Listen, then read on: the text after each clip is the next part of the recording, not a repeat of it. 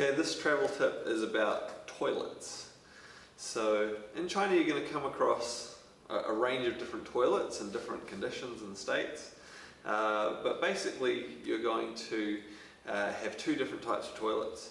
There are going to be fairly normal sit-down toilets that you'd be used to from a Western country, and then there are going to be the squat toilets. And there are some that are going to be clean, there are some that are going to be a bit nasty, but that's basically what you're going to find. A few tips about using the toilets though. Even the normal Western sit-down toilets, there's one thing in particular that's going to be a little bit different, and that is you can't flush the toilet paper down the toilet. And don't try to either, because they do block up more easily.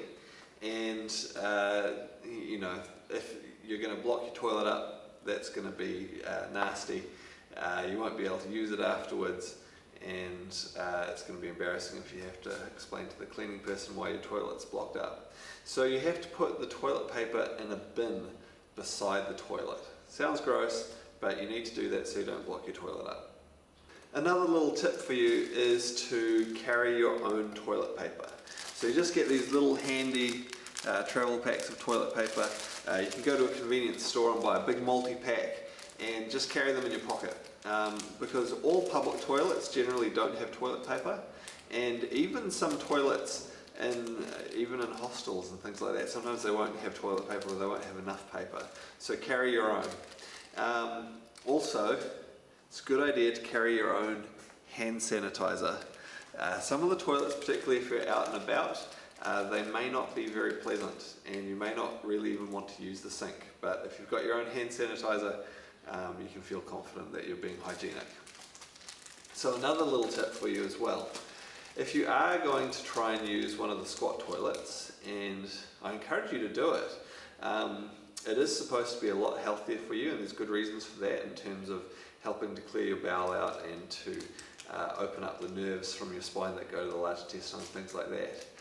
You may actually need to do some practice beforehand.